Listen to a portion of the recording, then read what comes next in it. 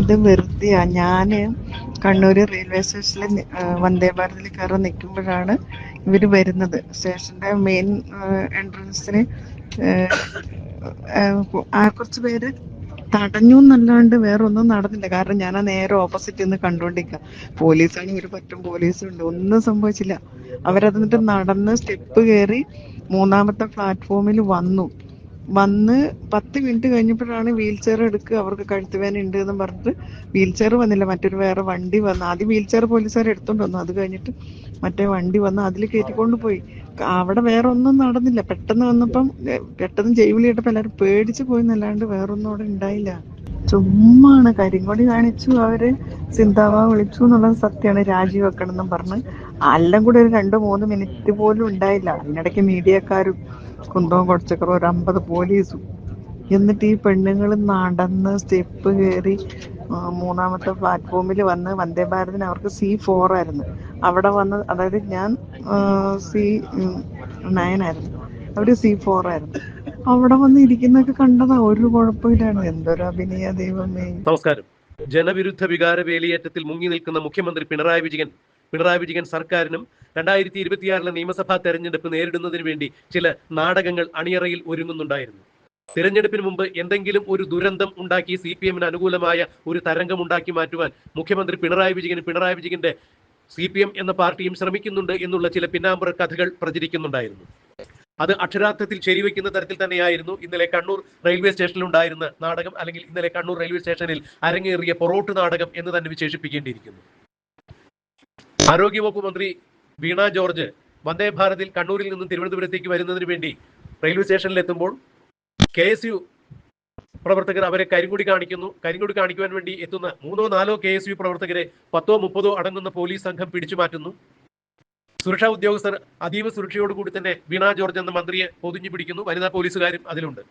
പിന്നീട് KSU പ്രവർത്തകരെ കരിങ്കൊടി അടക്കം പോലീസുകാർ ദൂരേക്ക് പിടിച്ചു മാറ്റിക്കൊണ്ടുപോകുമ്പോൾ അവരുടെ പുറകിലെ ഓടിക്കൊണ്ട് വീണ ജോർജ് പറയുന്നുണ്ട്, അവരെ ഇങ്ങോട്ട് വിടൂ, അവരെന്നെ എന്താണ് ചെയ്യുന്നതെന്ന് കാണണമല്ലോ എന്ന് പറഞ്ഞുകൊണ്ട് KSU പ്രവർത്തകരുടെ പുറകെ പായുന്ന പക്വതയില്ലാത്ത വീണ ജോർജ് എന്ന ആരോഗ്യവകുപ്പ് മന്ത്രിയാണ് കാണാൻ സാധിക്കുന്നത്.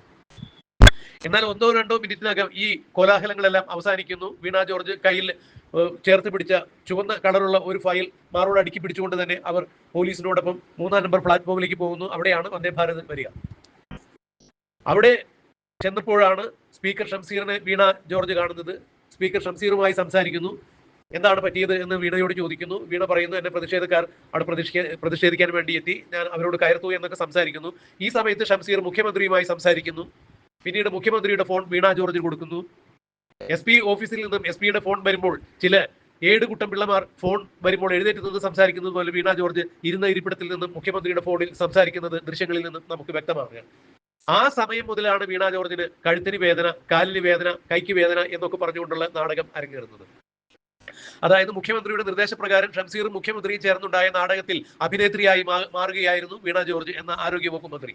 പഠിക്കുന്ന കാലത്ത് മുൻപ് മോണോ ആക്ടിന് 1-ാം സമ്മാനം വാങ്ങിച്ചിട്ടുള്ള വീണ ജോർജ് ആ അഭിനയ സിദ്ധി വീണ്ടും കണ്ണൂർ റെയിൽവേ സ്റ്റേഷനിൽ ഇന്നലെ പ്രകടിപ്പിച്ചു എന്ന് തന്നെയാണ് മാധ്യമങ്ങളിൽ നിന്നും മനസ്സിലാക്കാൻ കഴിയുന്നത്. ആരോഗ്യവകുപ്പ് മന്ത്രിയെ KSU പ്രവർത്തകർ ആക്രമിച്ചിട്ടുണ്ടെങ്കിൽ ആ സമയത്ത് കേരളത്തിലെ എല്ലാ മുഖ്യധാരാ മാധ്യമങ്ങളുടെയും മാധ്യമപ്രവർത്തകരുടെ ക്യാമറകൾ അവിടെ ഉണ്ടായിരുന്നു. കൂടാതെ അനവധി ആളുകൾ ഈ ദൃശ്യം മൊബൈലിൽ പകർത്തുന്നുണ്ടായിരുന്നു. നിരവധി യൂട്യൂബേഴ്സും ഉണ്ടായിരുന്നു. എന്നാൽ ഇവരുടെ ആരുടെയും ദൃശ്യങ്ങളിൽ, അതായത് പ്രമുഖ ചാനൽ കൈരളി അടക്കമുള്ള ചാനലുകളിൽ വന്ന ദൃശ്യങ്ങളിൽ വീണ ജോർജിന്റെ 7 അയലക്കത്തേക്ക് പോലും കരിങ്കൊടി കാണിച്ച് പ്രവർത്തകർക്ക് എത്താൻ സാധിക്കുന്നില്ല. പോലീസ് അവരെ പിടിച്ചു മാറ്റിക്കൊണ്ടുപോകുന്നു. അവർ വടി വെച്ച് കയ്യിൽ കെട്ടിയാൽ പോലും, അതായത് 6 അടി നീളമുള്ള ഒരു വടി KSU പ്രവർത്തകരുടെ കയ്യിലുണ്ടെങ്കിൽ ആ വടി വെച്ച് പോലും വീണ ജോർജിനെ അടിച്ചു കഴിഞ്ഞാൽ എത്താത്തത്ര ദൂരത്തിലായിരുന്നു വീണ ജോർജിനെ പോലീസുകാർ മാറ്റി കൊണ്ടുപോയിരുന്നത്. പിന്നെ എങ്ങനെയാണ് KSU പ്രവർത്തകരുടെ കൈകാലം കൊണ്ട് വീണ ജോർജ് എന്ന മന്ത്രിയുടെ പിടലി ഉളുക്കുന്നത് അല്ലെങ്കിൽ കൈക്ക് പരിക്കേൽക്കുന്നത് എന്നുള്ളത് എടുത്ത് പറയേണ്ട കാര്യം തന്നെയാണ്. 2 ദിവസങ്ങൾക്ക് മുമ്പ് വീണ ജോർജ് പങ്കെടുത്ത ഒരു പരിപാടിയിൽ തന്റെ കൈക്ക് സുഖമില്ല എന്ന് പറഞ്ഞുകൊണ്ട് നടത്തിയ പ്രഖ്യാപനങ്ങളെല്ലാം പുറത്തു വന്നതാണ്. ആ പരിക്കുകൾ ദ്യോതിപ്പിക്കുന്ന തരത്തിലുള്ള പടങ്ങളും ചിത്രങ്ങളും എല്ലാം പിന്നീട് പുറത്തു വന്നതാണ്. കൈക്ക് നേരത്തെ പരിക്കുണ്ടായിരുന്നു എന്നാണ് പറയപ്പെടുന്നത്. എന്നാൽ മുഖ്യമന്ത്രിയുമായി സംസാരിച്ചതിന് ശേഷം, ഷംസീറുമായി സംസാരിച്ചതിന് ശേഷമാണ് വീണ ജോർജിന് പെടലിക്ക് പരിക്കുണ്ട് എന്ന് പറഞ്ഞുകൊണ്ട് അവരെ അപ്പം തന്നെ റെയിൽവേ ഫോഴ്സിന്റെ വണ്ടിയിൽ കയറ്റി കണ്ണൂർ ജില്ലാ ആശുപത്രിയിലേക്ക് കൊണ്ടുവന്നു. പിന്നീട് മുഖ്യമന്ത്രി അവിടെ അവരെ സന്ദർശിക്കുന്നു. ശേഷം മെഡിക്കൽ ബോർഡ് രൂപീകരിക്കുവാൻ മുഖ്യമന്ത്രി ആജ്ഞാപിക്കുന്നു. പരിയാരം മെഡിക്കൽ കോളേജിൽ നിന്ന് ഉൾപ്പെടെയുള്ള ഡോക്ടർമാർ ഓടിപ്പാഞ്ഞ സ്ഥലത്തെത്തുന്നു. അടിയന്തരാവസ്ഥ പ്രഖ്യാപിച്ചതുപോലെ അടിയന്തര സാഹചര്യത്തിൽ കഴുത്തിന് പരിക്കേറ്റ വീണ ജോർജിനെ പരിയാരം മെഡിക്കൽ കോളേജിലേക്ക് കൊണ്ടുപോകുന്നു, സ്കാൻ ചെയ്യുന്നു എന്നൊക്കെ പറഞ്ഞു. സ്കാനിംഗ് റിപ്പോർട്ട് ഇതുവരെയും പുറത്തു വന്നിട്ടില്ല. അതായത് ആരോഗ്യവകുപ്പ് മന്ത്രിയുടെ ആരോഗ്യ പരിപാലനത്തിൽ വരെ ശുഷ്കാന്തി കാണിക്കുന്നു എന്ന് പറയുന്ന നമ്പർ 1 കേരളത്തിലെ ആരോഗ്യരംഗം എന്ന് ആരോഗ്യവകുപ്പ് മന്ത്രി നാഴിക്ക് 40 വട്ടം പറയുമ്പോൾ അവരുടെ സ്കാനിംഗ് റിപ്പോർട്ട് വരെ പുറത്തു വരുവാൻ വേണ്ടി എന്താണ് ഇത്ര സമയം എന്നുള്ളത് മനസ്സിലാക്കാൻ കഴിയുന്നില്ല. പച്ചക്കള്ളമാണ്, പച്ചക്കള്ളം, നട്ടാൽ കേൾക്കാത്ത നുണയാണ്, അല്ലെങ്കിൽ കള്ളമാണ് ഇന്നലെ വീണ ജോർജ് അഭിനയിച്ചു ഫലിപ്പിക്കുവാൻ വേണ്ടി ശ്രമിച്ചത്. ഇത് മുഖ്യമന്ത്രിയുടെയും ഷംസീറിന്റെയും ഒത്താശയോട് കൂടി നടന്നതാണ്. ഇത് വെളിവാക്കുന്നതിന് വേണ്ടി ഒരുപക്ഷെ മുഖ്യമന്ത്രിയും ഷംസീറും തമ്മിൽ സംസാരിച്ച ആ ഫോണുകൾ ഏതാണ്, ആ ഫോണിലെ ഓഡിയോ ക്ലിപ്പ് അവർ ധൈര്യമുണ്ടെങ്കിൽ പുറത്തുവിടട്ടെ എന്ന് തന്നെയാണ് ഇപ്പോൾ ജനങ്ങൾ പറയുന്നത്. അതായത് മുഖ്യമന്ത്രി കൃത്യമായി ഷംസീറിനും ഷംസീർ കൃത്യമായി വീണ ജോർജിനും നിർദ്ദേശം നൽകിയിട്ടുണ്ട്. ഇവർ തമ്മിൽ സംസാരിച്ച ഫോൺ സംഭാഷണത്തിന് ടേപ്പുകൾ പുറത്തുവിടുകയാണെങ്കിൽ എന്താണ് സംഭവിച്ചത് എന്നുള്ളതിന് കൃത്യമായ വിവരങ്ങൾ അറിയാൻ സാധിക്കും. ഒരു കാരണവശാലും അവിടെ KSU പ്രവർത്തകർ വീണ ജോർജിനെ ആക്രമിച്ചിട്ടില്ല. പോലീസുമായിട്ടുള്ള പിടിവലിയിൽ വീണ ജോർജിന് എന്തെങ്കിലും പറ്റിയിട്ടുണ്ടെങ്കിലേ ഉള്ളൂ. അതും സാധ്യത കുറവാണ്. കാരണം അവർ അതിനുശേഷം വളരെ ചിരിച്ച് ഇന്ദിരാഗാന്ധിയൊക്കെ ചില സമയത്ത് നിൽക്കുന്നത് പോലെ പുറകിൽ കൈയും കെട്ടി നിന്ന് ഞെളിഞ്ഞു നിന്ന് സംസാരിക്കുന്നുണ്ടായിരുന്നു. അതിനുശേഷം വളരെ കൂളായി അവർ നടന്നു പോകുന്നത് കാണാമായിരുന്നു. അപ്പോഴൊന്നും അവർക്ക് പരിക്കുന്ന ലക്ഷണമില്ല. മുഖ്യമന്ത്രി ഫോണിൽ സംസാരിച്ചപ്പോഴാണ് അവർക്ക് കഴുത്ത് വേദന, കാലുവേദന, കൈവേദന എന്നൊക്കെ പറയുന്നത് കേട്ടത്.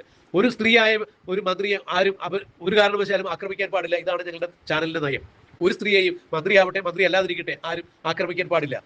KSU പ്രവർത്തകർക്ക് കരിങ്കൊടി കാണിക്കുവാനുള്ള ധാർമ്മികമായിട്ടുള്ള അല്ലെങ്കിൽ സ്വാതന്ത്ര്യം, ജനാധിപത്യപരമായ മര്യാദയിൽ അവർക്ക് സമരം ചെയ്യാനുള്ള ധാർമ്മികമായ അവകാശമുണ്ട്. അതാണ് അവർ പ്രകടിപ്പിച്ചത്. ഒരു കാരണവശാലും അവിടെ കയ്യേറ്റം നടന്നിട്ടില്ല എന്നാണ് ലഭ്യമായ ദൃശ്യങ്ങളിൽ നിന്നെല്ലാം മനസ്സിലാക്കാൻ കഴിയുന്നത്. ഇനി ഏതെങ്കിലും തരത്തിൽ ക്ലാരിറ്റി വരണം എന്നുണ്ടെങ്കിൽ റെയിൽവേ പ്രൊട്ടക്ഷൻ ഫോഴ്സിന്റെ CCTV ദൃശ്യങ്ങൾ കൂടി പുറത്തു വന്നാൽ കൃത്യമായ കാര്യങ്ങൾ അറിയാം. ഇതുവരെയും പുറത്തു വന്ന ഒരു ദൃശ്യങ്ങളിലും വീണ ജോർജിന്റെ 7 അയൽക്കത്തേക്ക് പോലും KSU പ്രവർത്തകർ എത്തുന്നതായി കാണാൻ സാധിക്കുന്നില്ല. പിന്നെ ഇവർക്ക് എങ്ങനെയാണ് KSU പ്രവർത്തകരുടെ പ്രതിഷേധത്തിൽ പരിക്കേൽക്കുന്നത് എന്ന് മനസ്സിലാക്കാൻ കഴിയുന്നില്ല. മുൻപ് മുഖ്യമന്ത്രി പറഞ്ഞതുപോലെ മുഖ്യമന്ത്രിയെ കരിങ്കൊടി കാണിക്കാനെത്തിയ യൂത്ത് കോൺഗ്രസ് പ്രവർത്തകരെ ചെടിച്ചട്ടി കൊണ്ട്, ഹെൽമറ്റ് കൊണ്ട് DYF പ്രവർത്തകരും ഗുണ്ടകളും രക്ഷാപ്രവർത്തനം നടത്തുന്നത് പോലെ ഇനി വീണ ജോർജിനെ സംരക്ഷിക്കുന്നതിന് വേണ്ടി ആരെങ്കിലും രക്ഷാപ്രവർത്തനം നടത്തിയിട്ടുണ്ടോ എന്നുള്ളത് അറിയില്ല. ദൃശ്യങ്ങളിൽ നിന്നും അത് വ്യക്തമല്ല. എന്തായാലും ഇതിൽ നിന്നെല്ലാം ഒരു കാര്യം മനസ്സിലാക്കാൻ സാധിക്കുന്നു. ഒരു ക്യാമറ കണ്ണിലും പെടാത്ത വീണ ജോർജിനെ ആക്രമിച്ച, അതിവിദഗ്ധമായി ആക്രമിച്ച ക്രൂരനെ പിണറായി വിജയൻ കണ്ടെത്തിയിരിക്കുന്നു എന്ന് വേണം മനസ്സിലാക്കാൻ. ഇത് എന്തൊരു തരത്തിലുള്ള നാടാണ്, എന്തൊരു തരത്തിലുള്ള അപഹാസ്യകരമായിട്ടുള്ള ഒരു പ്രവൃത്തിയാണ് കേരളം ഭരിക്കുന്ന മുഖ്യമന്ത്രിയിൽ നിന്നും, കേരളത്തിന്റെ ആരോഗ്യവകുപ്പ് മന്ത്രിയിൽ നിന്നും, കേരളത്തിന്റെ ബഹുമാന്യ സ്പീക്കറിൽ നിന്നുമെല്ലാം ഉണ്ടാകുന്നത്. ഇവർ പച്ചക്കള്ളമാണ് പറയുന്നത് എന്നുള്ളത് ആ ദൃശ്യങ്ങൾ കാണുന്നവർക്കെല്ലാം മനസ്സിലാകാം. 2026 നിയമസഭാ തെരഞ്ഞെടുപ്പിനെ നേരിടുവാൻ കയ്യിൽ യാതൊന്നുമില്ലാതെ കൈ നിറയെ വാഗ്ദാനവുമായി മാത്രം നിൽക്കുന്നു. അതായത് ജനങ്ങൾക്ക് കൊടുക്കുവാൻ കയ്യിൽ വാഗ്ദാനങ്ങളല്ലാതെ മറ്റൊന്നും തന്നെയില്ല. ഒരു തരത്തിലും ജനങ്ങൾക്ക് ജീവിക്കാൻ പറ്റാത്ത രീതിയിലുള്ള ഒരു പശ്ചാത്തലം ഉണ്ടാക്കിയതിനു ശേഷം കുറെ വാഗ്ദാനങ്ങൾ നൽകുന്നു. ഏതാണ്ട് 6 ലക്ഷം കോടി രൂപയുടെ കടബാധ്യത കേരളത്തിന് വരുത്തി വെക്കുന്നു. ഇത്തരം ഒരു സാഹചര്യത്തിൽ ഒരു കാരണവശാലും വോട്ട് ചോദിച്ചുകൊണ്ട് ജനങ്ങൾക്ക് മുന്നിൽ എത്താൻ സാധിക്കില്ല. അതുകൊണ്ട് ഏതെങ്കിലും തരത്തിലുള്ള ഒരു ദുരന്തം ഉണ്ടാക്കി, അതിലൊരു രക്തസാക്ഷിയെ ഉണ്ടാക്കി, വീണ്ടും സിമ്പതി പിടിച്ചു പറ്റിക്കൊണ്ട് CPM അധികാരത്തിൽ വരാൻ വേണ്ടിയുള്ള നാടകത്തിന്റെ സൂചന തന്നെയാണ് ഇപ്പോൾ കണ്ണൂരിൽ വീണ ജോർജ് എന്ന അഭിനേത്രിയെ, അല്ലെങ്കിൽ മുൻപ് മോണോ ആക്ടിൽ സമ്മാനം നേടിയ അഭിനേത്രിയെ ഇറക്കിക്കൊണ്ട് പിണറായി വിജയൻ കളിച്ചത് എന്നാണ് ഇപ്പോൾ പ്രതിപക്ഷ കക്ഷികൾ അടക്കമുള്ള ആളുകൾ പറയുന്നത്. CPMന്റെ പാർട്ടി സെക്രട്ടറിയായ MV ഗോവിന്ദനും കണ്ണൂരിലെ പാർട്ടി നേതാക്കളായ ജയരാജന്മാരുമെല്ലാം വീണ ജോർജിനെ കൊല്ലാൻ വേണ്ടി KSU പ്രവർത്തകർ ശ്രമിച്ചു എന്നാണ് പറയുന്നത്.